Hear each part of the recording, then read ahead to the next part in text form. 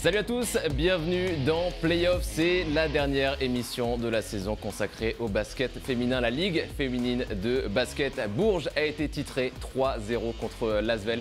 Évidemment, on reviendra sur cette belle finale qui a titré pour la 15e fois de son histoire Bourges. On parlera également de la médiatisation de la LFB. On fera le point avec Yannick Souvray en fin d'émission. Évidemment, un très beau plateau aujourd'hui pour parler de ce titre remporté des championnes et des champions. Avec nous en plateau, on va commencer à ma droite, Iliana Rupert qui est avec nous. Comment ça va, Iliana? Ça va très bien, merci. En forme? Oui. Très heureuse évidemment après ce titre, comme son entraîneur Olivier Lafargue. Bonjour.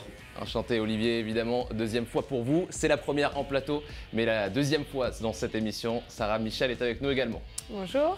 Sarah également. Et puis la présidente qui nous fait le plaisir d'être présente, Agnès Singès. Comment ça va, Agnès? Ça va très bien. Bonjour Lucas. Et bien sûr, cette émission n'aurait pas lieu sans nos deux consultantes et nos deux consultants. Une consultante et un consultant. Ils commencent déjà à faire la tête Fred Weiss. Comment ça va, Fred? Vous allez bien, très bien. Moi, parfait. Je viens d'apprendre que j'étais une femme, mais ça me fait plaisir. On salue Aurélie Bonan. Je pensais à elle, évidemment, pour la deuxième consultante. La consultante de cette finale, c'était Mélissa Diawakana. Comment ça va, Mélissa? Ça va très bien, merci. On va parler de cette finale remportée 3-0 par Bourges contre l'Asvel. On va commencer avec Agnès. Forcément, une fierté pour votre club qui remporte un 15e titre national. Vous étiez déjà le club le plus titré de l'histoire.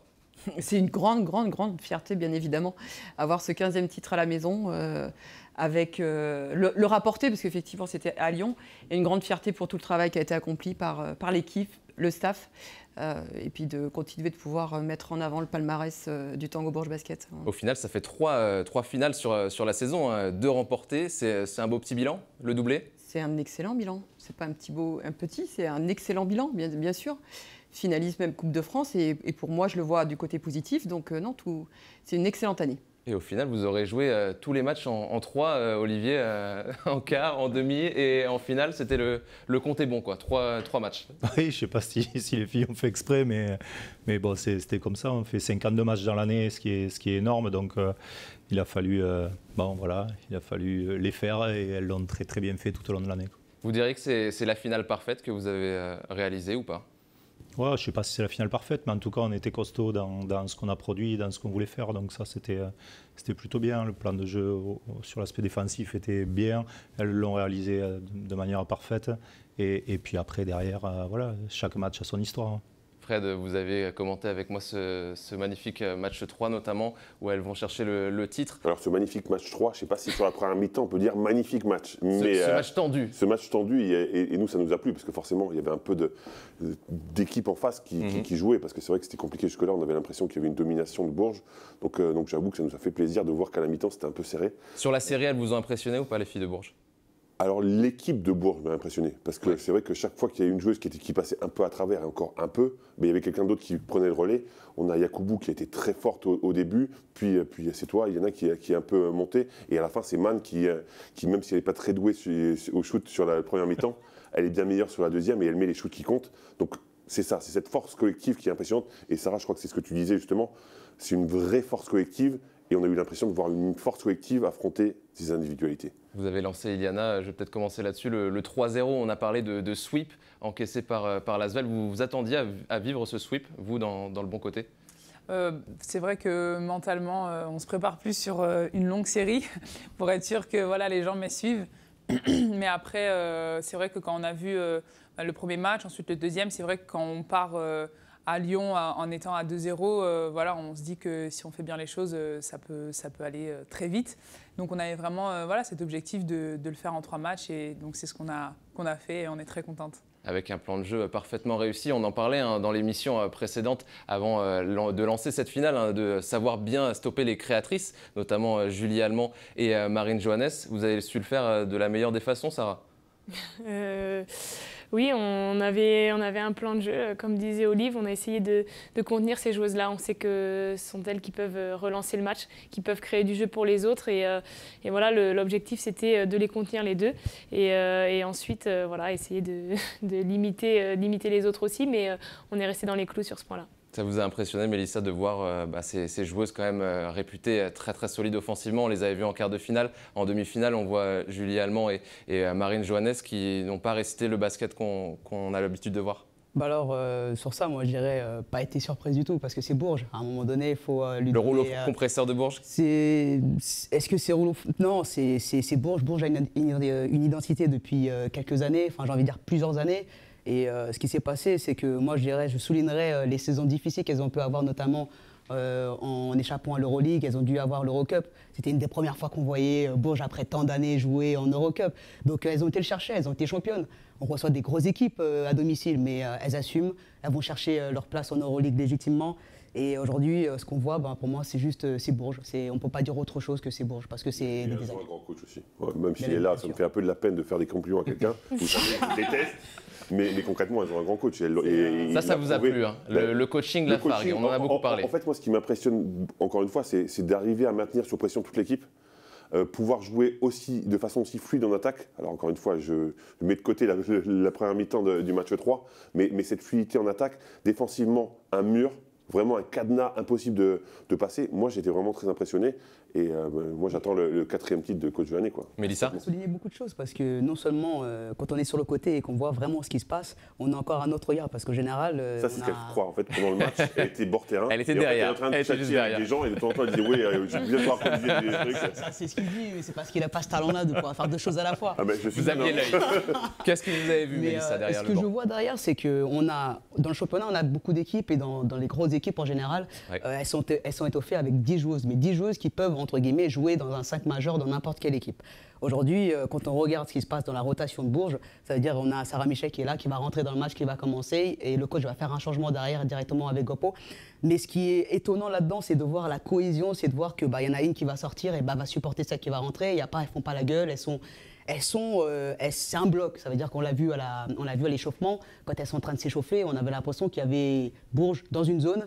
Et puis il y avait le reste du monde, parce qu'elles étaient ensemble, c'est un bloc, et c'est pas que entre guillemets sur le terrain, mais c'est en dehors du terrain. Il faut voir Andy Miem, l'activité qu'elle avait à mettre des glaçons sur tout le monde. Enfin, je veux dire, on pourrait avoir cet orgueil de se dire oui, mais moi j'ai fait ça, mais il n'y a pas ça. Elles ont toutes un rôle et elles le respectent, et surtout, elles s'entraident. Et ça, c'était formidable à voir. Et puis elles adhèrent toutes au message. C'est vrai, Iliana, on vous sent comme une équipe unie du début à la fin, depuis le début des playoffs. On l'a ressenti. Vous, en tant que joueuse dans ce collectif, comment vous le sentez ? Je pense que c'est pas que depuis le début des playoffs, c'est depuis le début de saison, et puis même, ça fait quand même plusieurs années qu'on joue avec beaucoup de filles, donc même depuis très longtemps maintenant, c'est vrai que je suis d'accord, on est vraiment un groupe, peu importe, on va dire, le palmarès que chacune a et tout ce qu'elles ont pu accomplir. Quand on est sur le terrain, on est tout ensemble et on est vraiment soudés. Et si aujourd'hui on a une qui brille, on va tout faire pour la mettre en avant.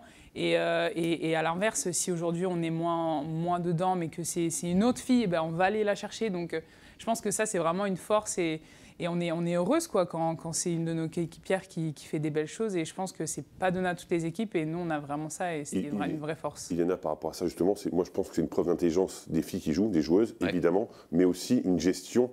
Et pas que du coach, de son staff pour gérer ça. Parce que c'est simple de le dire quand tout se passe bien, mais il y a des moments forcément où c'est plus compliqué dans une saison. Et si le coach n'est pas là pour vous remettre un petit peu, c'est pour ça que je parle vraiment d'équipe entière. Alors tu parles de toutes les filles, et toutes les filles effectivement ont répondu présent, et c'était vraiment très beau à voir. Mais moi je veux vraiment souligner ce travail du coaching, et encore une fois pas que d'Olivier, parce que vraiment tous ses coachs adjoints étaient là et l'ont aidé. Recadrer, être là, permettre que toutes les filles puissent s'exprimer et donner cette chance de continuer à travailler ensemble, ça c'est assez fort. Et c'est en ça que je trouve que c'est un bon coach que vous avez, et c'est en ça que je trouve que vous êtes des filles intelligentes aussi. Et on a vu de la cohérence dans certains systèmes, notamment au début du match, ça devenait un petit running gag avec Fred, le système Godin. Alors je ne sais pas si vous l'appelez comme ça, mais vous l'appelez Horace Grant, le système là. À chaque match, j'ai regardé même en quart de finale et en demi, c'est Elodie Godin qui prend le premier tir et qui met le premier tir à chaque fois. C'est quoi ce même sur un match, il y a un truc qui est absolument pas dessiné pour elle, en fait, qui est dessiné pour quelqu'un complètement différent. On prend un rebond off, le ballon ressort, etc. Et ça va c'est elle qui le met dedans. C'est ça. Bon, écoute, c'est... C'est vrai que, en fait, toute la saison, ça s'est passé comme ça, alors que rien à voir, le système au début du match. Il n'y a rien Et d'écrit. donc, au final, sur les finales, par contre, bon, généralement, comme c'était moi qui avais la balle sur la première action, j'étais obligée de commencer avec Elo. Donc, effectivement, il y avait peut-être le lay-up à Lyon, mais j'ai dit, c'est Elo qui va marquer le premier. Et la fois d'après, il y avait, je sais plus qui à droite, j'ai dit, je la donne quand même à Elo, parce qu'on avait comme ça depuis le début. Ah bah c'est du 100% avec elle, c'est ça qui est, 100% c'est le ça qui est premier. bien. Et en plus, en général, elle en prend peu. Hein. Elle prend prend peu. un, voire Mais deux elle sait maximum. que le premier va arriver. Le premier, elle le prend en toute confiance et après, ça la lance. Ce coaching, on en a parlé d'Olivier Lafargue. On sentait que ces joueuses de Bourges, elles se sentaient un petit peu intouchables. Vous avez senti ça aussi, Mélissa? Intouchable, non, parce que ce qui est beau chez elles, c'est qu'elles sont toujours sur le regard. Ouais. À la mi-temps, elles reviennent à 28-28. Je pense pas que c'était quelque chose. Elles n'ont pas tremblé, c'est-à-dire qu'elles n'ont pas montré d'euphorie quand elles étaient devant. Elles n'ont pas montré d'inquiétude lorsqu'elles étaient à égalité. Je les trouve, entre guillemets sur le regard. Elles respectent les joueuses contre qui elles jouent. Elles savaient quand même qu'elles n'étaient pas chez elles. Et Bourges a quand même laissé 2 matchs à l'extérieur, notamment à Montpellier Basketland. Donc je pense pas qu'elles abordent le match en étant sereines. Je pense qu'elles respectent l'adversaire et surtout, elles sont sur le regard. Le respect de l'adversaire et l'insouciance aussi de la jeunesse, c'est ce qu'on retiendra avec Fred, notamment Iliana Rupert, première finale, Laetitia Guapo, première finale, c'est des joueuses jeunes, Pauline Astier qui nous a marqué aussi par son Moi, Pauline insouciance. Astier m'a beaucoup plus marqué parce que, alors, concrètement, je suis désolé de te dire ça, tu sais que tu es jeune, mais pour nous, tu es plus jeune déjà. Enfin, concrètement, quand on fait une saison comme tu viens de la faire, on ne te considère plus comme jeune, donc c'est plus une surprise. Mais par contre, Pauline Astier, elle est arrivée, Alex Duché n'est pas là, ok, pas de problème. Moi, Un mot pour vos jeunes joueuses qui ont brillé dans ces finales, Agnès. Je crois que tout simplement, elles ont su prendre, comme dit souvent Olivier, elles ont su monter dans le train et prendre les responsabilités quand elles devaient le prendre. Et ça, c'est toute la force, effectivement, du coaching C'est pas terrible comme expression, Olivier, ça. Excuse, mais... Non, mais ça a du sens. Ça a du sens. Ça a du sens, parce que c'est effectivement prendre les responsabilités là où on t'attend et pouvoir répondre présent. Et elles ont su le faire. Et la fougue de la jeunesse, peut-être aussi l'insouciance, et puis avoir peut-être moins de pression que quand on est avec plus d'historique, certainement. Quel a été le discours pour ces joueuses? Alors vous aviez des expérimentés, on a dit Isabelle Yacoubou, Sarah Michel, Élodie Godin. Pour ces joueuses qui démarraient leur première finale LFB, même s'il y avait eu la finale Eurocup.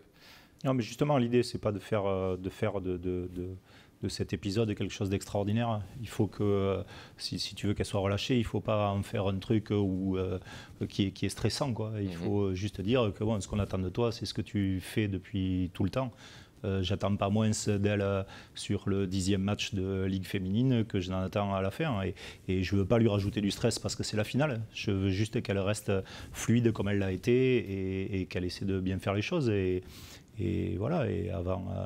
je ne sais plus quand c'était, bref, peu importe d'ailleurs, mais essayer d'aller l'appuyer, de lui dire qu'elle fait des bonnes choses, que c'est très bien et qu'il faut qu'elle continue. Et voilà, et c'est juste ça. Sur la fin de saison, on est plus en soutien, très sincèrement. On n'apprend plus des choses, on est plus en soutien. Et après, c'est la place aux leaders aussi, que peuvent être Sarah, que peuvent être Élodie, pour transmettre les choses. Iliana, c'est dans un rôle de leader de scoring, mais de leader de vestiaire et de leader d'équipe et tout ça. Sarah et Elo, c'est leur job derrière d'aller donner le dernier élan. Et ce job a été parfaitement fait. On voit les images de ce titre soulevé, championne de France 2022, avec le public et la ferveur de Bourges. Ça, c'était important hein, tout au long de ces playoffs, Sarah. La ferveur dans le Prado, notamment, qui a été bien remplie. Je crois que le match 2 fait le record depuis l'époque Covid, le record d'affluence. Ça a apporté vraiment l'équipe du début à la fin. Oui, c'est sûr, c'est que après ces 2 années un peu compliquées, de retrouver un Prado comme ça en feu, c'est aussi la plus belle victoire, j'ai envie de dire. Parce que, bien sûr, on a fait des belles pour Fred, mais on voulait le remplir aussi, le Prado. Mais non, sur le match 2, c'est incroyable. La salle, elle est pleine, il y a de l'ambiance. Enfin, voilà, quand on joue dans une salle comme ça, je pense qu'on a tout gagné, quoi. Voilà, on fait ça pour les gens, qui ont travaillé aussi, et c'est une récompense pour tout le monde. Et c'est effectivement dommage parce qu'avec l'avantage du terrain et en faisant 3-0, on ne finit pas chez nous. Mais on a réussi quand même à faire une petite communion à la fin, et ça, c'est cool. Ouais, on les voit, ces belles images. Fred, c'est impressionnant de voir aussi cette équipe qui performe pendant 25 matchs de suite, 25 victoires, toutes compétitions confondues dans cette salle du Prado. Ça a joué, ça a pesé. Bon, ça a pesé, mais on en parlait dès le départ. Hein, quand tu as l'avantage d'être aussi bon à la maison, tu sais que tu ne vas quasiment pas perdre. Vous parliez du fait qu'elles étaient très confiantes. Je pense qu'elles étaient confiantes aussi par rapport à ça. Que quand tu as cette possibilité, que tu finis première et que tu as la possibilité donc d'avoir l'avantage du terrain, quand tu sais comment tu joues à la maison, bah forcément dans ta tête ça cogite et tu te dis bah, ça va, on est plutôt tranquille, même si on va perdre à l'extérieur, on sait qu'à la maison ce sera difficile de venir nous prendre. C'est hyper impressionnant. Le Prado, j'ai beaucoup aimé. Je m'attendais à un peu plus de bruit, j'en ai parlé avec Agnès.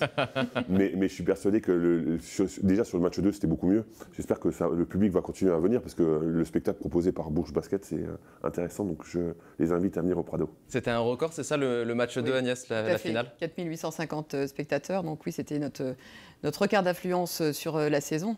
Maximum de capacité sur le Prado 5027. Oh, vous n'étiez pas loin. On n'était pas loin, voilà, tout à fait. complet. Ouais, quasi complet. C'était impressionnant cette ferveur qui a poussé Bourges tout au long des playoffs à domicile, Mélissa. Alors moi je dirais pas comme vous parce que vous n'avez pas connu Bourges, alors ça veut dire moi j'ai connu Bourges. Faut connaître Bourges avant le Covid. Vous y avez joué au Prado? C'est les vieux, ça toujours c'était mieux avant. Mais bon, non, il faut connaître. Non, c'était pas que c'était mieux avant, c'est impressionnant de garder cette constante parce que c'est ça qui est le plus difficile, c'est de garder les gens au fil des années et c'est de remplir les salles et ça c'est très beau. Après le Covid, les gens ont eu beaucoup de choses, il y en a qui se sont révélés dans d'autres passions. Donc, ils ont gardé leurs fidèles et puis les gens continuent à venir, des passionnés. Donc non, je trouve que c'est. Mais ça, c'est comment ça se passe aussi. Il faut rajeunir son public et je pense que le public de Bourges est peut-être arrivé à un moment où ils étaient un peu vieux pour y aller et qu'ils sont en train de travailler d'arrache-pied pour que le public soit plus jeune. Et ça, c'est jamais facile, c'est une petite transition et c'est pour ça que je pense que c'est une fierté pour eux parce que justement, ils ont réussi, malgré le fait qu'ils aient tourné vers le futur, à garder quand même les anciens. Ça, et ça, c'est important, c'est très important. Il faut garder ces anciens. Ces anciens, notamment, qui ont sûrement vu. Je me rappelle de Sarah Michel qui a évolué, elle, ça, c'est en noir et blanc à l'époque. Non, mais attendez, c'était pas en noir et blanc, mais qui était l'ennemi, qui jouait dans l'équipe ennemie de Bourges, qui était l'USVO Valenciennes à l'époque. Valenciennes, ouais. Et ça, c'était vraiment les grosses confs. Et on pouvait voir à ces matchs quand. Enfin, si, t'as pas pu vivre ça, toi, Fred, mais t'étais pas né encore. Mais quand on vit ces matchs-là où les salles sont remplies, elles sont pleines, c'est des époques où Elisa, je pense qu'elle a même pas encore 2 ans. Donc j'ai envie de dire, quand on arrive à voir ça, on vit ces moments-là et aujourd'hui on arrive à vivre les mêmes émotions avec les mêmes salles qui sont chaudes. Non, il faut honorer ça. Ouais, Sarah, vous avez connu cette ambiance et puis il faut rappeler aussi que vous avez connu un début de saison difficile. Vous le disiez après la finale, le match 3. Ça a été aussi la force mentale du groupe qui vous a remis dedans. Est-ce que vous pouvez nous parler de ce début de saison pour vous individuellement ? Oui, c'est vrai que ça a été difficile. Après les Jeux, j'étais rincée, j'étais fatiguée mentalement, physiquement, et ça a été compliqué. Après, comme on disait, on avait déjà un groupe qui était solide depuis un moment, et puis on avait une force mentale, et puis il y a aussi les filles qui m'ont permis de souffler, et je pense à Letty, où cette année a fait une très bonne saison, et je sais que quand je sors, elle va faire le taf, et j'ai moins de pression, et je suis moins besoin d'être hyper bonne ou des choses comme ça, et du coup je l'ai remerciée d'ailleurs à la fin. Et non, ça a été compliqué mentalement et ça allait mieux à partir de février où malheureusement j'ai eu le Covid, ça m'a permis de me reposer un petit peu et de ne pas aller en équipe de France, mais ça m'a un peu sauvée. Et puis les filles, évidemment, tout au long de la saison, c'est vrai qu'on a eu des difficultés dans des blessures, des problèmes personnels des filles et tout, mais voilà, l'essentiel, c'est comme on dit, c'est d'avoir eu l'intelligence d'essayer de garder tout le monde dans le bateau et qu'on avait qu'un objectif, c'était à la fin de gagner parce qu'on savait que ça allait être compliqué, mais qu'à la fin, il y avait de belles choses à aller chercher. Sarah Michel, qu'on connaît toujours concentrée, toujours avec de la rigueur sur les parquets et qui parfois se déconcentre sur notamment un temps mort. On va revoir cette petite séquence, c'est dans le match 2, on regarde.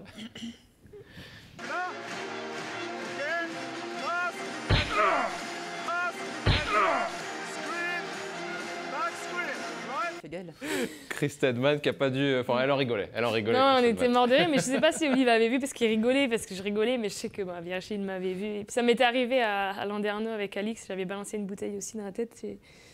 Voilà, c'est pour ça que je ne shoote pas, parce que vous l'aviez pas vu, ça? Du mal à viser. Trop concentré sur le coaching. Non, bien sûr. Toi, tu penses que le plus important, c'est ce que tu racontes, mais en fait, comme en plus, il dessinait le système où au final, on a donné la balle à Hello, parce que je vais écouter. C'est ce système-là, ok, ça explique. Bon, au final, vous aviez quand même scoré. Pour ces finales, il y a le trophée qui est présent ici même. On a voulu élire une MVP. Alors, la LFB n'en a pas élu une, mais on voulait, avec Fred et Mélissa, en choisir une. Chacun, vous en avez une, je crois. Fred, vous voulez commencer? Je peux. Vous pouvez. Moi, j'ai choisi Man. Ok, Kristen Mann. Kristen Mann. Pourquoi? Alors, c'est assez simple. Pour moi, une MVP, c'est celle qui fait la différence. Oui. Elle fait 2 bons matchs, ou plutôt corrects sur les 2 premiers matchs de finale. C'est pas transcendant, mais par contre, sur le dernier match, elle est catastrophique sur la première mi-temps. Mais par contre, quand il faut mettre les shoots, que c'est compliqué, bah, c'est elle qui les prend. Alors encore une fois, bien amenée par le collectif, évidemment, mais elle aimait. On voit ses statistiques sur l'ensemble des finales. Hein. Ouais. 12,3 points, un joli pourcentage au tir, du rebond, de l'activité à la passe. C'est surprenant ce pourcentage au tir, parce que quand on voit vraiment sa première mi-temps, je crois qu'elle est à 1 sur 7 ou sur 8, un truc comme ça. Donc c'est assez catastrophique.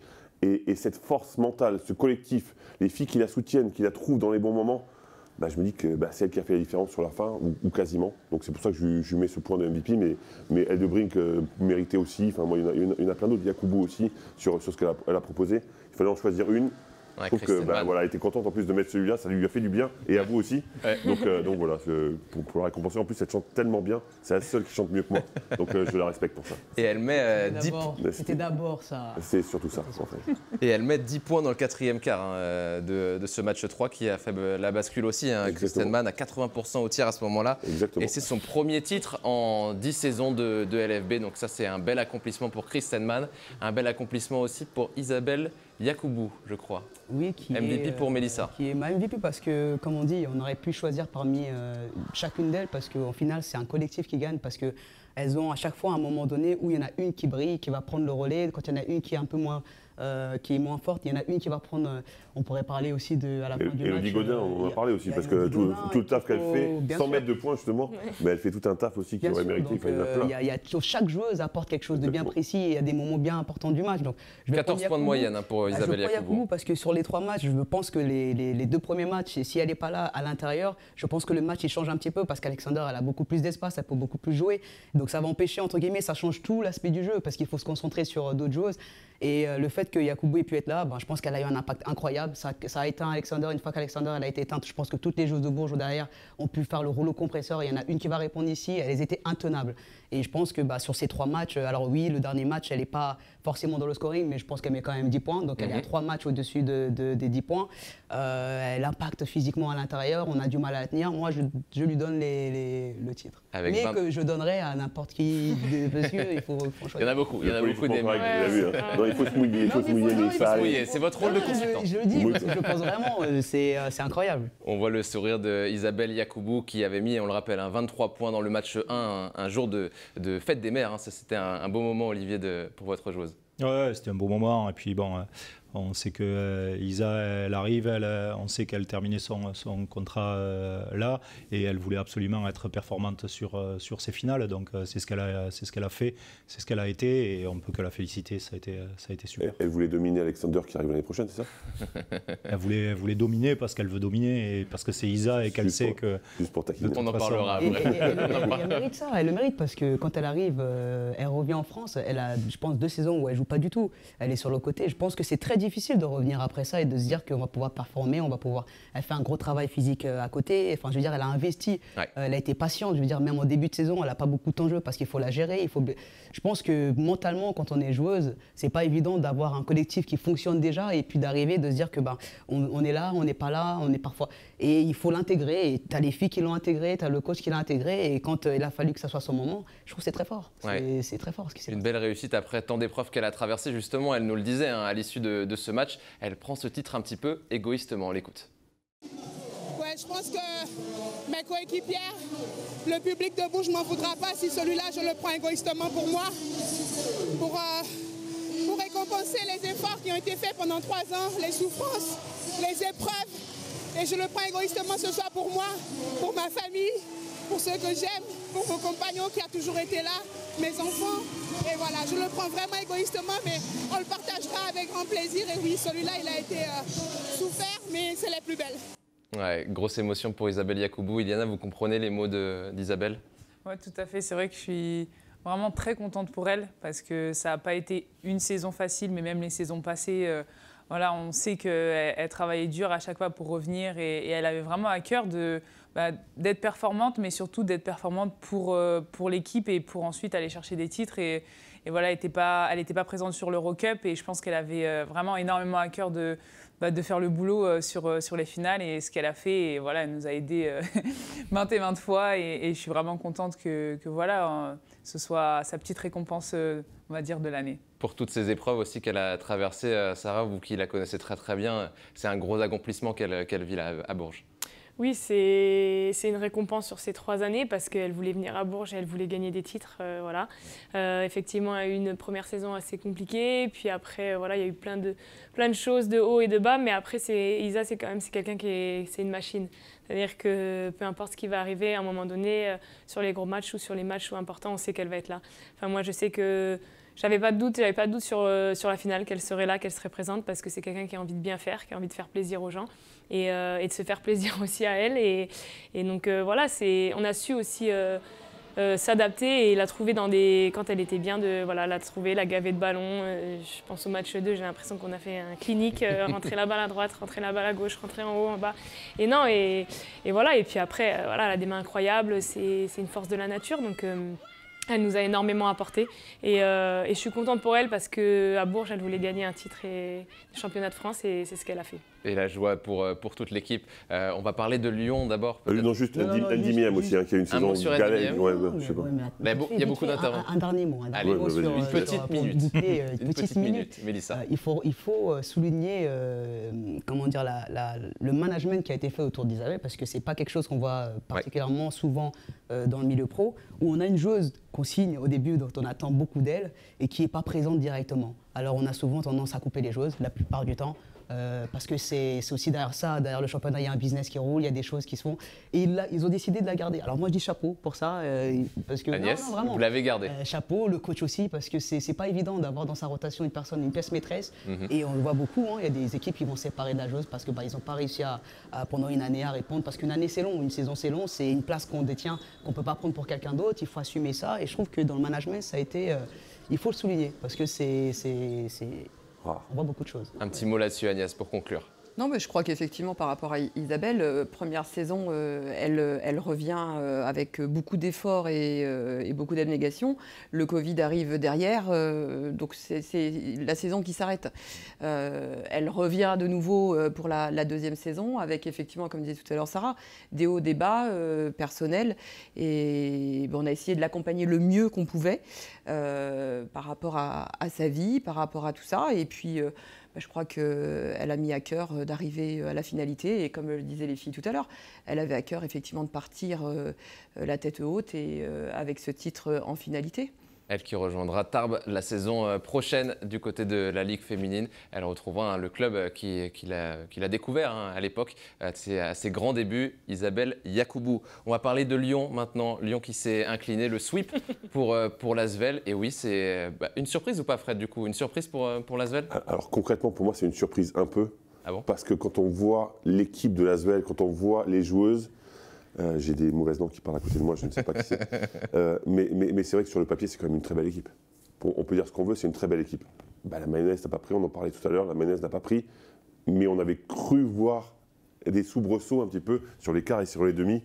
Mais ça n'a pas été converti du tout en finale. Après, en face, c'est vrai que c'est Bourges, c'est plus compliqué. Comment on explique que cette attaque lyonnaise ne s'est jamais mise en rythme? C'est ce qu'on avait le sentiment de voir sur le terrain. Elle n'arrivait pas à prendre des tirs parfois ouverts et les mettre dedans. On n'a jamais vu l'Asvel sur un match entier réaliser une performance complète. Encore une fois, une vraie équipe en face, une vraie équipe défensive. Je pense que les matchs étaient bien préparés, évidemment. Mais ça, je pense que beaucoup d'équipes préparent bien les matchs. Mais c'est vrai que l'abnégation défensive des joueuses, je pense tout de suite à Sarah, je pense à Elodie Godin aussi. Je me dis que il y avait un mur en face et que quand c'est dur et que tu n'as pas de collectif, c'est beaucoup plus compliqué. On voit ces tirs manqués, on l'avait souligné, Mélissa, avant le match 3, ce match 2 où elles avaient fait 1 sur 20 à 3 points. Ça n'a pas été beaucoup mieux dans le match 3. Moi, au tir au pigeon, je fais parfois mieux. Elles n'ont pas rectifié le tir dans ce match 3 à domicile. Non, elles n'ont pas rectifié le tir. Surtout, je pense qu'elles ne le pouvaient pas. Parce que derrière ça, quand on joue contre Bourges, alors j'ai pas d'admiration spéciale pour Bourges, je dis ça comme ça va sonner. Mais c'est qu'il faut être bon 4 quarts temps. Ouais. C'est-à-dire qu'il faut être bon, il faut savoir qu'il va y avoir une pression terrain défensif qui va être tout le temps. C'est pas pendant 5 minutes, 10 minutes, ça va être pendant 40 minutes. Où il faut, et moi ce qui m'a étonné, c'est qu'à un moment donné, et on le voit vers le 3e et 4e quart-temps, où je dis, en fait, on a l'impression que Bourges invite carrément Lyon à tirer. On avait un petit bloc des joueuses qui encadraient la raquette, et puis on invitait les joueuses ouvertement à prendre quelques tirs, et puis elles ne les mettaient pas. Donc très bon choix tactique, et puis non, c'était... C'était impressionnant. Il faut être bon, il faut mettre ses tirs, il faut avoir de la confiance. On a vu des joueuses qui ne prenaient plus les responsabilités, ça préférait plus faire des passes. Donc on n'a plus de leader offensif sur le terrain. Défensivement, on est sous pression. Et malheureusement. Il y a eu un vrai désaveu pour Marine Johannes. Après, on en parlera certainement plus tard, mais il y a eu un vrai désaveu pour Marine Johannes. On va y aller sur peut-être Marine Johannes juste après, mais c'est vrai qu'en plus des tirs, il y avait des pertes de balles qui ont été très très coûteuses. On a fait une petite compilation de ces pertes de balles qui ont été vraiment difficiles pour l'Asvel, notamment sur la fin de match. On va revoir ce moment-là. Fred, la défense de Bourges les a asphyxiés. La défense les a asphyxiés, mais je me répète, il n'y avait pas de collectif dans cette équipe. Donc quand il n'y a pas de collectif et que tu es obligé de jouer du 1 contre 1 quasiment tout le temps, et que sur un miracle, tu essaies de ressortir un ballon quand en face, tu as une défense qui est en place, eh ben tu peux pas, ça passe pas. C'est assez simple le basket finalement, et je suis assez content que ça se passe comme ça d'ailleurs. Moi je préfère les équipes structurées que les équipes qui font que du 1 contre 1. Quoi. Quel était le plan de jeu défensivement, Olivier, pour contrer justement cette machine d'attaque qu'est l'Asvel? Non, mais je crois que on a la chance nous d'avoir avec Sarah, avec Hello, de joueuses qui sont particulièrement performantes et particulièrement intelligentes sur ce qu'elles doivent faire en fait pour gêner leur adversaire direct. Et donc c'est ce qu'elles ont fait à merveille. Et derrière, elles ont traîné ou drainé juste derrière elles toutes les filles dans les mêmes choses. Et après, c'est vrai qu'il y avait des situations qui nous convenaient plutôt correctement à nous. Sur ces finales-là, avec Kayla qui est une excellente joueuse et tout ça, mais qui n'est pas un stretch five comme a pu être pour nous Iliana toute l'année. Donc derrière, ça nous permettait effectivement de gérer un peu mieux les shooteuses lyonnaises, et c'est ce que les filles ont fait à la perfection. Ouais, ces interceptions qui vous ont permis de notamment gagner ce match 3. On va revoir pour nous le tournant du match. Ça se passe dans le 3e quart-temps. Elles sont devant, les filles de l'Asvel, et puis il va y avoir ces 2 pertes de balles.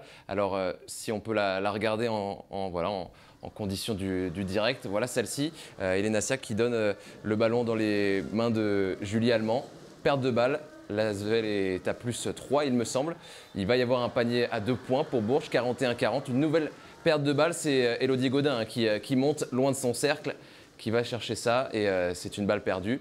Et rendue à Bourges qui était menée de 3 points et qui va mener de 4 points ici avec ce tir de Keisha Hampton quasiment au buzzer.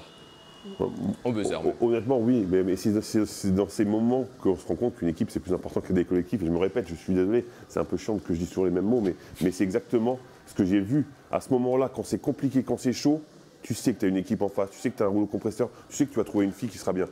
De l'autre côté, c'est compliqué, tu ne trouves pas de solution, tu n'arrives pas à annoncer les systèmes. Eux, ils anticipent bien les systèmes. On a vu Elodie Godin qui connaissait les systèmes, qui a anticipé, qui a gagné un ballon. C'est assez simple finalement le basket. Qui est passé à côté de sa finale, Mélissa? Alors moi je voudrais dire par rapport à ce qu'on vient de dire là, la différence entre Bourges et l'Asvel, c'est que l'Asvel n'a pas d'identité cette année, n'a pas eu d'identité. C'est une équipe, on a changé de coach, c'est une équipe où il y a des joueuses quand même, quand bien même elles étaient dans le championnat, elles ont changé. Je pense que c'est une équipe qui ne se connaît pas encore entièrement. On a des joueuses, elles sont parties, elles sont revenues. On a Juellement qui a fait. Donc elle est revenue, elle est partie avec un coach, elle revient avec un autre. Ouais. C'est pas du tout la même chose. On parlait de leaders chez Bourges avec des leaders offensifs, des leaders défensifs, des leaders dans les vestiaires. On n'a pas ça, on n'a pas vu ça avec l'Asvel. Il n'y avait pas de leader sur le terrain ni offensivement aussi. On avait eu Svaren Dakic qui a répondu présente, elle, en prononçant Sreven Dakic. J'essayais de répéter, mais c'est pas sorti du tout comme je voulais. Et qui a pris ses responsabilités, mais elle était seule. Elle était seule face à 10 joueuses qui te compressent et qui jouent. Donc c'était assez difficile et donc qui passent à côté. J'ai envie de dire, toutes les joueuses passent à côté à ce match. Oui. C'est toute l'équipe plus. On avait des attentes sur certaines. C'est vrai que c'était la première finale, notamment pour Marine Johannes, pour l'Asvel. C'est là où vous avez envie d'aller. Vous avez été déçu. Moi, on avait des attentes. J'ai été déçu par Julie Allemand, un petit peu. Parce que c'est vrai que je m'attendais à mieux de sa part, parce qu'on connaît les qualités de Julie Allemand. Elle est capable d'amener le ballon où il faut à chaque fois, etc. Mais celle qui m'a le plus déçu, c'est Marine Johannes. Marine Johannes, sur les 3 matchs, elle est à 2 sur 13 à 3 points. Elle prend les shoots dans de mauvaises conditions. Elle fait un bon premier match, en tout cas correct. Ensuite, elle s'écroule complètement. Et je parlais de désaveu tout à l'heure, même son coach la bench. Ouais, match 3. C'est-à-dire que match 3, elle ne commence pas. Donc je me dis, c'est pas grave, parce que peut-être que lui a besoin d'une arme qui sort du banc, etc. Sauf qu'elle rentre, elle fait 2 erreurs, elle repart sur le banc, en fait. Et là, je me pose la question, je me dis, qu'est-ce qui s'est passé? Pourquoi? Et en fait, quand elle est sur le terrain, elle ne pèse pas sur le jeu, elle ne prend pas le match à son compte, elle n'a pas de création, elle ne marque pas les paniers. Et alors, je suis désolé de dire ça pour Marie-Anne Johannes, mais comme c'est pas la meilleure en défense, bah, elle t'apporte quoi quand elle est à ce niveau-là? Bah, pas grand-chose. Donc pour moi, je suis très déçu. En attaque, il y a eu une petite satisfaction quand même autour de Kayla Alexander, hein, la joueuse de l'Asvel, la Canadienne, qui a fait notamment un bon premier match et a été plutôt régulière offensivement avec de bons pourcentages. Kayla Alexander, elle vous a plu sur cette finale? Oui, Mélissa? elle m'a plu. Après, elle me plaît depuis des années, puisqu'elle est assez constante dans chaque saison qu'elle passe en Russie. Elle est passée par pas mal de championnats. On retrouve à peu près les mêmes statistiques. Elle est, même avec son équipe nationale, avec le Canada, elle répond toujours présente. C'est-à-dire que là où on l'attend, quand on l'a signée à Bourges avec Valérie Garnier, elle attendait beaucoup d'elle. Et dès mi-saison, elle a fait des stats qui étaient très impressionnants. Donc non, Alexander, elle est régulière. C'est une joueuse sur qui on peut compter. On sait qu'on peut compter et elle répond à chaque fois présente. Moi, elle m'a fait peur sur le match 2. Parce qu'on avait l'impression que c'était Alexander against the world. Hein. Parce qu'il n'y avait que elle qui marquait, il n'y avait personne autour. Et là, tu t'es dit, mais est-ce que quelqu'un va l'aider offensivement? Parce qu'elle ne peut pas tout faire à un moment. Vous êtes adapté et c'est pour ça qu'elle met que 2 points sur la deuxième mi-temps. Ouais. Mais concrètement, il n'y avait que elle. 17 points dans la première mi-temps pour Kayla Alexander, qui sera donc une future joueuse de Bourges. On l'a appris tout récemment. Agnès, ces contacts, à quel moment se sont-ils faits? Juste avant la finale. C'est pendant la finale que ça se fait, des choses comme ça? C'est avant? Comment ça se passe? Décidément, on ne peut même pas profiter de ce titre et d'aller au bout de profiter de ce ici, titre. Ah oui, d'accord. Comment ça s'est passé? Ça se passe bien avant. Que ce soit au niveau de la composition. Olivier a œuvré bien en amont, et même si je dis pour certaines, avant même le titre de l'Eurocup. Donc voilà. D'accord. Donc c'est une joueuse que vous surveillez depuis longtemps. Elle était déjà passée par Bourges, hein, Olivier. Oui, c'est sûr. Après, vous savez, le recrutement dans le basket féminin se fait assez tôt. Après, nous, il y avait plein de choses qui pouvaient dépendre en fait, de notre roster de l'année prochaine. Savoir ce qu'Iliana allait décider. Il y avait plein de choses comme ça pour essayer d'avoir l'effectif le plus complet possible dans les choses. Donc voilà, donc il y a des décisions qui ont été prises avant, d'autres qui ont été prises après que Iliana soit venue nous dire ce qu'elle souhaitait faire. Et donc, ouais, on avait prévu des différents plans suivant comment ça allait se passer. Moi, j'ai juste une question. Alors, j'ai pas d'opinion là-dessus, mais je me pose quand même la question. Vous jouez contre Alexander en finale, d'accord? Donc, en gros, c'est la question que beaucoup de se posent. Elle vous bat, elle vous prive du titre de championne. On est d'accord? C'est pas un peu bizarre comme situation? Non. Encore une fois, j'ai pas d'a priori par rapport à ça. Bien sûr, c'est très bizarre. Après, maintenant, je pense que c'est un peu rentré dans les mœurs du basket féminin, c'est-à-dire que les gens ne se posent plus la question de ça. Mais bien évidemment, toutes les personnes sont obligées d'y penser à un moment donné, quoi. C'est-à-dire que tu arrives en phase finale et tu te dis, bon, mais voilà. Donc ça nous est arrivé plusieurs fois, nous, sur les années précédentes. Les filles, en général, sont vraiment focus sur ce qu'elles ont à faire sur l'instant T et tout ça. Et ça montre encore tout le professionnalisme qu'elles peuvent avoir. Mais oui, c'est sûr que c'est des choses qui sont particulières. Après... Après, vu sa finale, on a bien vu que ça n'avait pas embêté du tout. C'est pas ce que je suis en train de dire. C'est pas que j'ai pas d'a priori. Mais c'est vrai que quand tu réfléchis comme ça, tu dis, c'est quand même bizarre quand même. C'est la grosse problématique pour moi du basket féminin comparé au basket masculin par exemple ou d'autres sports. En rugby, c'est la même chose que dans le basket féminin. C'est-à-dire que les joueurs signent en fait et après tu sais que l'année d'après ils seront dans telle ou telle équipe, etc. Et bon voilà, c'est comme ça. Donc jusqu'à ce qu'on légifère et qu'on modifie, il faut faire avec, quoi. En tout cas, ce groupe de l'Asvel qui va changer, comme Bourges, on en parlait un petit peu, cette équipe de l'Asvel qui va voir une page se tourner. On parlait des joueuses qui avaient été championnes en 2019. On parle de Mariem Badiane ou encore, bien sûr, de Ingrid Tancret. Je vous propose justement d'écouter Ingrid Tancret à la fin de ce match 3 très, très ému. On est forcément déçus, mais là, ça va au-delà du basket. Et voilà, je pense que c'est une page qui se tourne à l'Asvel. Et je pense que c'est pour ça aussi qu'on est ému ce soir et que ça nous fait bizarre pour certaines. Pour vous particulièrement, vous avez marqué l'histoire de ce club en remportant le titre en 2019. Vous avez ce public, qu'est-ce que vous avez envie de dire à vos supporters, vous qui allez quitter cette maison? C'est ma 5e année à l'Asvel et je suis arrivée au tout début, donc forcément ça me fait quelque chose et je suis contente d'avoir pu finir ici ce soir. Et voilà, merci à tous ceux qui œuvrent au quotidien pour qu'on soit bien ici. À tous ceux qui ont cru en ce projet et en nous et à toute la bienveillance qu'il y avait autour de nous. Voilà, c'est tout ce que j'ai envie de dire. L'émotion pour Ingrid Tancret, donc qui quittera l'Asvel pour la saison prochaine. On parle bien sûr d'autres joueuses qui devraient rejoindre le club. Il y avait quelques rumeurs autour de Gabi Williams ou encore Sandrine Gruda. Voilà, c'est une équipe qui va sans doute se renforcer pour la saison prochaine, Mélissa. Oui, alors je voudrais juste revenir parce qu'on a tiré sur l'Asvel, on a tiré sur Marine. Mais on sait que lorsque une saison se passe comme ça, il ne faut pas juste voir les finales. Je pense que c'est toute une saison qu'il faut regarder. Je pense que si elle est passée à travers les finales, c'est que je pense mais ça c'était la question en fait. La question c'est qui vous a déçu sur la finale. Donc il faut répondre. C'est sûr, mais on lui tire dessus quand même par rapport à la finale. Mais je pense qu'il faut aussi penser aux joueuses par rapport à la saison. Et je pense que ça a été une saison très difficile pour les joueuses de l'Asvel. Je pense que c'était pas facile ni dans les vestiaires ni autour. Donc je pense qu'il y a toujours une raison de passer à travers. Il y a toujours une raison. Mais mine de rien, ils arrivent quand même en finale de la LFB. Ce qui n'enlève rien à leur parcours, ce quart de finale et cette demi-finale. Donc je veux juste dire, Marine, elle passe à côté, mais je pense qu'il y a plus profond que ça. Sans doute. Je tenais à le dire. Non, mais tu as bien fait, mais ça, je t'écoute tout à fait. Et c'est un grand plaisir. Mais par contre, quand on me pose la question de savoir qui m'a déçu sur la finale, je ne peux pas dire quelqu'un d'autre que Marine, parce que justement, on attend tellement d'elle, on aime tellement son jeu, on aime tellement sa folie. Que forcément on est déçu quand elle ne répond pas comme ça. Mais c'est pas du tout pour tirer à boulet rouge sur elle, c'est pour dire si j'aurais préféré qu'elle soit meilleure, tout simplement. On va revenir sur les festivités du côté de Bourges, du Prado notamment. Ça a été une soirée mouvementée puisque ce match s'est terminé aux alentours de 17h, 18h. Ce match qui s'est terminé, puis direct le bus. Ça a été une belle émotion, je crois, dans le quart du retour, Iliana. Oui, c'est vrai que j'ai pu voir un peu la vidéo que Gaëlle a faite. Parce que quand on est dedans, on ne s'en rend pas forcément compte. Mais après, quand on voit les images, on se dit ah oui, quand même, on avait encore pas mal d'énergie. Pas mal d'énergie, même après le match. Donc voilà, comme on peut voir. Ça a chanté We Are the Champions, Sarah, c'est ça ? Ouais, beaucoup de fois. Beaucoup de fois. Il y en a qui sont repassés pendant 48 heures, ouais. Non, c'est vrai que là, c'était à chaud en rentrant du match. Et du coup, il y avait une bonne ambiance. Et on a eu un retour aussi sur Bourges qui a été vraiment sympa.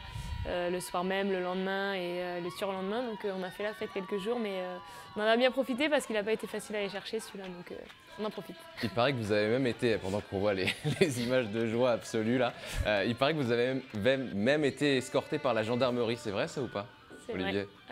Merci Agnès. C'est Agnès qu'il faut poser la question. C'est la gendarmerie qui a escorté le bus jusqu'au retour au Prado. C'est-à-dire que j'avais passé un deal avec le colonel. Il était au match 2 le mardi. D'accord. Et en plaisantant, il m'a dit écoute Agnès, si vous gagnez, que ce soit samedi, que ce soit lundi, tu m'appelles en sortie du match et j'organise. Et il a respecté sa parole. Effectivement, ils sont venus nous retrouver à l'entrée du département du Cher avec l'escorte. Et on arrivait dans Bourges en grillant les feux, dans les ronds-points. Voilà. Sans respecter le code. Ouais, mais c'était top. C'était top. C'était un petit clin d'œil. C'est quelqu'un, Agnès. Eh oui. Ça vous rappelle des souvenirs ou pas, Mélissa et Fred, ce genre de moment là entre coéquipiers Pas du tout. Pas du tout ? Il n'a jamais été champion. Non, mais bien sûr, mais c'est toujours un plaisir de voir des gens célébrer. Il n'y a que dans le sport. Alors je vous préviens, quand vous allez arrêter le sport, c'est fini. Jamais vous ne revivrez des choses comme ça. Donc profitez-en au maximum parce qu'on ne se rend pas compte qu'on vit des choses que... Mais même quand on perd, que ce soit dans la victoire comme dans la défaite, on vit des choses exceptionnelles. Profitez-en au maximum et je suis très content pour vous. Et j'allais dire, je suis content pour la... Non, je ne suis pas content pour eux parce que c'est triste, bien sûr, mais ça aussi, c'est des sentiments incroyables. Cette capacité de rassembler toute une ville, de rassembler une ville, oui, la ça vous parle surtout. C'est ça, c'est le sport, c'est la magie du sport. C'est pour ça qu'on Tu étais championne de Belgique, toi, non ? Moi, j'étais championne de Belgique, de Mexique, de vrais pays, je veux dire. Il est incroyable, je t'assure. Il devait y avoir une fête au Mexique aussi. Ah bah ça, je ne vous dis pas. Mais non, ça fait partie justement des raisons pour lesquelles on pousse les jeunes à aller, peu importe après ce qu'ils vont faire demain, il y a des vraies choses à vivre avec les valeurs du sport et justement des moments comme ça où on va célébrer. On a vécu une année compliquée, on a vécu une année avec des hauts et des bas et à la fin quand on arrive à soulever une coupe, on arrive à avoir une médaille, je vous assure que après ça passe très vite, le lendemain on se réveille, la vie elle continue, c'est ça la magie, mais c'est un instant présent qui restera gravé à jamais et c'est magnifique, quoi. Un trophée soulevé du côté de Lyon mais aussi soulevé du côté du Prado, ça c'était le lendemain. Il y avait une petite cérémonie qui était organisée avec beaucoup de monde, on le voit à l'image, le Prado qui s'était mis en habit de fête, c'est ça ? Ouais, c'est vrai que comme on a gagné à Lyon, voilà, il y avait un petit peu de supporters, mais par rapport voilà, à la taille du Prado et ce qu'il y aurait pu avoir à domicile, c'était peu. Donc voilà, Bourges avait organisé ça pour fêter ensuite le titre avec le reste du public. Et on était vraiment très très contents de voir voilà, toutes les personnes qui s'étaient déplacées. Et voilà, tous ces gens qui étaient hyper heureux pour nous, ça nous a vraiment fait plaisir. Oui, il y avait une centaine de personnes du côté de Lyon, beaucoup plus du côté du Prado. Ça, c'est des images qui restent gravées dans la mémoire, Sarah. Oui, ce sont de belles images. Comme je disais, c'est vrai qu'avec l'avantage du terrain, il faut aller jusqu'à une belle pour finir chez nous. Mais du coup, ça a été une super organisation de dernière minute parce que voilà, effectivement, on ne sait pas si on va gagner, si on va aller à un match 4, une belle. Donc, c'est vraiment bien organisé, vraiment cool de pouvoir vivre ça avec nos supporters, avec les gens aussi qui ont bossé toute l'année pour qu'on soit bien et qu'on remporte ce titre. Donc c'est vraiment sympa. Ce qui est cool, c'est qu'il y a beaucoup de monde et que la présidente n'a pas demandé à te faire payer les gens pour rentrer. Donc ça, c'est déjà fort. C'est gratuit, c'est gratuit. À souligner aussi, encore une fois, l'organisation, parce que c'est pas tous les clubs, entre guillemets, quand tu peux réunir autant de gens, il faut souligner que voilà, quand on va à Bourges, on sait que ça ne sera pas forcément ni pour aller manger dans des restos, ni pour... Mais cette ville, elle a une identité et... Là, tu viens de faire plein d'amis à Bourges. Bon, on va pas manger au resto parce qu'il n'y a que des restos pourris, il n'y a rien du tout. Il y a des loups là-bas. Il y a des boulangeries aussi, voilà. Mais je veux dire, c'est que c'est... Chercher un club, il y a une présidente juste à côté. On aurait pu faire ça dans une autre ville. Je ne pense pas qu'il y aurait eu autant de ferveur, il y aurait autant de personnes. Déjà, tu n'as pas la gendarmerie dans notre club. Déjà, dans d'autres villes, ils sont occupés. Et là, on peut voir que Bourges répond présent. Et ça aussi, c'est très fort. Il faut vraiment honorer ça parce qu'on ne le voit pas partout. Dans d'autres villes, on ne l'aurait peut-être pas vu. Les gens sont peut-être occupés à d'autres choses, il y a d'autres sports. Mais là, voilà, c'est comme tu dis, quand vous arrivez à la gare, qu'est-ce que vous voyez en arrivant? La ville du basket féminin. La ville du basket féminin. C'est impressionnant. Et un grand coup de chapeau à Valentin Cavelier aussi, qui fait un gros taf. Pour moi, qui est un des meilleurs managements qui existe. Pour moi, qui est le meilleur actuellement. Le meilleur actuellement. Dans le basket féminin, c'est sûr. Dans le basket en général, il n'est pas loin. Donc non, vraiment, j'apprécie vraiment beaucoup et je trouve que c'est important pour mettre en valeur toutes ces petites vidéos qui sont faites sur les réseaux sociaux. Vous savez que j'adore ça. Ces vidéos sur les réseaux sociaux, on n'a pas vu notamment ce qui s'est passé après. Il y a eu une boîte de nuit privée apparemment où ça s'est couché très tard. Et un lendemain chez la présidente, c'est vrai, il s'est passé des choses. Tout le monde a fini dans l'eau, à la piscine. Iliana. Habillé, oui. Habillé. Avec chaussures. Je pense que c'est important de préciser, mais... il faisait beau, voilà, la présidente a une très belle maison, donc on a profité. Et c'est vrai qu'on était, on va dire, en plus petit comité, c'était vraiment les personnes qui étaient là au quotidien toute l'année. Et voilà, les salariés du bureau qui œuvrent aussi un peu plus dans l'ombre, mais qui méritent aussi totalement de fêter ce titre avec nous. Donc voilà, on a célébré, on s'est fait pousser, habillés dans l'eau. Sarah, vous avez profité aussi, vous serez là l'année prochaine pour défendre ce titre pour Bourges? Oui, j'ai profité et oui, je serai là l'année prochaine aussi. Vous le défendrez avec notamment Olivier Lafare qui sera toujours là. Olivier, on est d'accord? Oui. On est d'accord. Bon, pour Iliana, il fallait quand même profiter de vous avoir une dernière fois avant que vous vous envoliez du côté des États-Unis, puis de l'Italie. Ça, c'est une information qu'on voulait évoquer avec vous, forcément, ce départ. C'était mûrement réfléchi? Oui, c'est vrai que ça fait quelques années déjà maintenant que je voulais partir à l'étranger. J'en ai toujours parlé avec Olive, c'était vraiment pas un sujet secret, on va dire. Et dès le début de l'année, voilà, je lui ai expliqué que c'était vraiment un souhait personnel, mais même le club qu'ils ont totalement compris. Et ils étaient à fond derrière mon projet. Et donc ensuite, Bologne, le projet de Bologne est arrivé. Il y en avait plusieurs autres, mais lui m'a vraiment marqué et ça m'a vraiment plu. Et voilà, donc je me suis engagée là-bas maintenant pour 2 ans. Vous l'annonciez en tout cas en direct sur ce match 3, juste après la célébration. Oui, c'est vrai que je voulais pas trop l'annoncer avant parce que je voulais vraiment rester focus sur ces playoffs avec Bourges. Mais voilà, c'était mon dernier match ici et je l'ai terminé de la meilleure des façons. Donc après 4 belles années ici, je ne pouvais pas mieux terminer. Et merci à Agnès Saint-Gest pour sa participation. Et nous a rejoint désormais la directrice de la Ligue féminine, Yannick Souvray. Comment ça va, Yannick? Ça va très bien, merci. On avait l'image de Iliana Rupert, là c'est aussi un vecteur. Elle a participé à cette médiatisation de la LFB, Iliana Rupert. Oui, il y en a, et puis toutes les autres. Hein. Ouais. Effectivement, les championnes de France sont mises en valeur, mais il ne faut pas oublier toutes celles qui ont participé et qui font qu'il y a un champion de France. Il y a un gros travail fait dans les clubs, un gros travail fait au sein de la fédération pour effectivement mettre en valeur, médiatiser ce basket féminin auquel on croit beaucoup. Ouais, ça a été une belle médiatisation, une belle réussite. Fred, vous étiez heureux de participer à ça pendant ces semaines? J'étais très heureux, oui. Franchement, c'était toujours un plaisir, surtout de se déplacer dans les clubs. Forcément, c'est ce qu'il y a le plus sympa. En plus, après, on va dans les VIP. Il y a des VIP où on est mieux accueillis que d'autres. Hein. Je ne veux pas dire qu'à Bourges, non. Mais sinon, c'est vraiment très agréable. Donc, forcément, c'est agréable de mettre en valeur des vrais athlètes, du beau basket. Et c'est notre plus grand plaisir. Parce que nous, on est là pour passer des plats, pour essayer de les mettre en valeur. Et on espère surtout que ça a plu et qu'on a réussi à les mettre en valeur. Parce qu'encore une fois, nous, on n'est rien. Ouais, on revoit les images dans différentes salles de France qu'on a visitées. Olivier, les clubs, ça a été quoi le ressenti de voir que les télés arrivaient pour les playoffs? Non, mais je pense qu'on se bat tous pour que le basket féminin soit médiatisé, soit reconnu. Les filles sont hyper abordables, que ce soit les résultats des équipes de France, que ce soit les résultats des clubs, etc. On essaie tous de faire que justement ce basket féminin il grandisse encore. Et on peut qu'être satisfait justement que le plus grand nombre ait pu avoir accès justement à ces phases finales et à ces beaux matchs qu'il y a eu sur les phases finales. On a vibré, Yannick, pendant toutes ces finales du côté de la Ligue féminine aussi? Oui, on est très content de ce partenariat effectivement avec Sport en France parce que c'est la première fois qu'il y a autant de matchs qui ont été couverts, d'autant plus sur une chaîne abordable, gratuite, même si on espère qu'elle va s'étendre encore plus, bien sûr.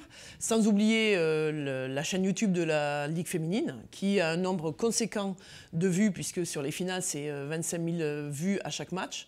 Donc, ce n'est pas négligeable. Et on a eu aussi FR3, France Télévisions, par le biais de FR3 Régions, qui s'est associé. Ça, ce qui est moins bien. Enfin, moi, ce n'est pas la partie que je préfère. Ben, moi, je l'aime bien quand même, et je les aime bien toutes. Voilà, parce qu'effectivement, on veut pouvoir diffuser ça à un maximum de personnes. Je le répète, on travaille pour ça. On espère que ça va continuer, que ça va être encore plus. C'est quoi la suite, Yannick? La suite, c'est d'essayer de travailler toujours avec les clubs, parce que les clubs, cette année, la fédération a payé la partie captation automatisée, qui est importante pour les entraîneurs, les arbitres, et puis le grand public de façon plus limitée, certes. Mais derrière aussi, les clubs se sont investis dans la captation améliorée. Et cette captation améliorée, le relais a été pris par la Ligue féminine au niveau des playoffs. Donc on espère plus, mais on va d'abord travailler avant d'annoncer. Mais tout ça, je crois que l'intérêt aussi, et, la présidente Carole Force, qui est une ancienne joueuse comme moi, on sait que c'est le travail en équipe qui paye. Je crois que Bourges l'a bien montré cette année, en phase finale en tout cas. Nous, on croit en ça, on veut fédérer derrière, bien évidemment, les services de la fédération, mais pas seulement, les clubs, tous les acteurs, que ce soit les joueuses, c'est la partie visible de l'iceberg, mais les entraîneurs, les arbitres, en fait, tout ce monde-là pour essayer d'y aller peut-être un peu en force, quoi. Cette aventure qui a été suivie, qui a été vue avec Carole Force, bien joué. Mais Mélissa, comment on améliore encore cette image du basket de la Ligue féminine? Il faut continuer dans ce qu'on est en train de faire parce que c'est pas toutes les fédérations qui ont la chance d'avoir ça. On peut le voir avec le hand qui peine beaucoup, le volleyball. Donc on fait partie de ces fédérations qui ont beaucoup de chance de pouvoir aujourd'hui avoir des images, d'être médiatisées via YouTube, via maintenant les chaînes télé qui commencent à s'approcher et elles sont gratuites et c'est ça qui est vraiment important, c'est qu'aujourd'hui on est tous entre guillemets abonnés, on a des abonnements, on n'en peut plus. Et aujourd'hui de proposer ça et en plus gratuitement, ça fait énormément plaisir. Donc je pense qu'il faut continuer, il y a beaucoup de choses, je pense, des paramètres à prendre en compte que la Fédé gère très très bien et il faut continuer, c'est le seul mot que je pourrais dire. Sarah, vous avez plusieurs saisons à votre compteur maintenant. Est-ce que vous ressentez cette évolution pour le basket féminin depuis quelques années maintenant? Oui, c'est vrai que ça évolue bien. Déjà, je pense que pendant les années Covid, les gens étaient très contents parce que les clubs ont joué le jeu. Ils ont pu voir tous les matchs à la télé sur YouTube au moins. Et là, les retours que j'ai eus d'avoir tous les playoffs, la plupart des playoffs diffusés et tout, les gens étaient vraiment contents. Là, les commentaires, bon, des fois, c'est limite. Mais... c'est bien joué, ça. Ça, c'est bien joué, ça. Est-ce que vous avez regardé quand même? C'est juste moi qui le regarde les commentaires. Non, je rigole. Non, les gens étaient vraiment très contents de pouvoir voir ces matchs en clair. Je sais qu'effectivement, la chaîne aussi de YouTube, tout ça, ça marche bien. Le basket féminin marche bien. Et il y a beaucoup encore à faire, il y a beaucoup de chemin, mais ça part sur la bonne voie et il faut que ça continue. Après, en montrant des beaux matchs comme le dernier, peut-être peut-être bas. Je pense que c'est celui où on marque le moins de points dans la saison. Mais voilà, des matchs basket féminin intenses, serrés et avec du beau jeu proposé. Je pense que ça peut faire évoluer aussi les choses et continuer de travailler effectivement main dans la main, la fédération, les clubs. Voilà, c'est ce qu'il nous faut. Vous êtes d'accord avec ça, Eliana? Ouais, j'étais en train de regarder les images de célébration, mais ouais, non, c'est vrai que je vois aussi, même si un peu plus jeune, j'ai pas autant de saisons que Sarah, mais je vois quand j'étais un peu plus jeune quand même. Mais quand j'étais plus jeune, c'était quasiment impossible de voir du basket féminin. Les seules fois où j'en voyais, c'était pendant les Jeux Olympiques. Enfin voilà, c'était vraiment sur les grosses compétitions. Et de plus en plus, là, c'est accessible et de plus en plus de personnes regardent et ça leur plaise. Et moi, vraiment, quand je vois les retours des gens qui disent voilà, c'est la première fois que je vois un match de basket féminin, j'ai adoré, je vais continuer. Ça nous fait plaisir et c'est aussi pour ça qu'on fait ça. Donc, c'est une chance, hein. Elles ont vraiment une chance parce que si à l'époque, je t'assure, si à l'époque il y avait des vidéos pour voir Sarah Michel jouer. C'est-à-dire qu'elle a vu les Jeux Olympiques. Donc autant dire que la France aux Jeux Olympiques, c'est pas il y a 20 ans. Non, c'est vrai. Ce qu'elle dit, c'est vraiment important sur répondre en fait. C'est-à-dire que non seulement on a les images, mais les filles elles répondent sur le terrain avec un beau jeu, avec du jeu physique, tactique et technique. Et c'est pas mal, quoi. Yannick. Oui, puis ces images-là, elles sont faites aussi pour amener les gens dans les salles, parce qu'il ne faut surtout pas oublier les spectateurs. Il y a les téléspectateurs qui sont nombreux, et on va, nous, travailler pour qu'il y en ait de plus en plus, par le biais des réseaux sociaux, parce que ça, c'est immanquable. Et là-dessus, les joueuses sont vraiment un relais de ce que nous, on peut faire au niveau de la Ligue féminine, de par leur club, mais également au niveau national. Donc, on a vraiment une stratégie qu'on veut mettre en place, qu'on va essayer de dérouler assez rapidement. Mais derrière, le but, c'est qu'ils aillent dans les salles. Parce que quand vous avez une finale 2 à Bourges de pratiquement 5000 personnes qui poussent, c'est juste un moment inoubliable. Et les gens, ils reviennent, automatiquement ils reviennent parce qu'ils sont en train de vivre une expérience spectateur qui est hors norme. Et c'est ça aussi le basket féminin. Et c'est là-dessus que les clubs, tous ensemble, cet écosystème doit travailler effectivement pour que ça se développe encore plus, que les clubs soient encore plus professionnels, que nous, on leur apporte un vrai service. Enfin, voilà, je crois que devant nous, effectivement, sans dénigrer le passé, il faut aller tendre vers des choses qui sont un peu nouvelles. Sport en France, certes, les réseaux sociaux, enfin voilà, on a quelques trucs dans les placards qui vont sortir, j'espère, assez rapidement. Quelques pistes et on espère, pourquoi pas, à l'année prochaine. Hein. Ça a été un vrai plaisir avec Fred, avec Mélissa et avec toutes les équipes de Sport en France, en tout cas, de contribuer à cette belle émulation du basket féminin, de la Ligue féminine.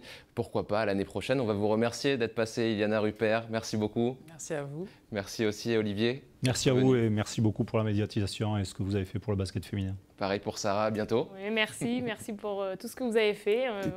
On se donne rendez-vous l'an prochain pour le même titre. Et ben voilà, c'est annoncé, nickel. Les choses sont posées. Merci beaucoup, Fred. Merci beaucoup, merci à vous. Vraiment, j'ai pris beaucoup de plaisir à commenter vos matchs, pas que les vôtres, hein, le basket féminin en général.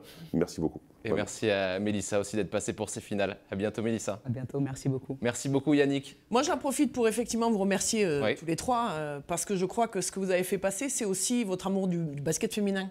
Et d'avoir des gens, des consultants, des journalistes qui aiment ça, et ben ça se ressent. Et je crois que si les téléspectateurs étaient aussi nombreux, c'est parce qu'ils ont ressenti ça. Donc voilà, on n'est pas là pour faire la journée bisounours, mais merci du fond du cœur pour la promotion du basket féminin. Et merci à vous de votre fidélité. Merci et à bientôt. Vive le basket féminin, vive le basket tout court, on dira avec Fred. Et à bientôt sur Sport en France. Ciao.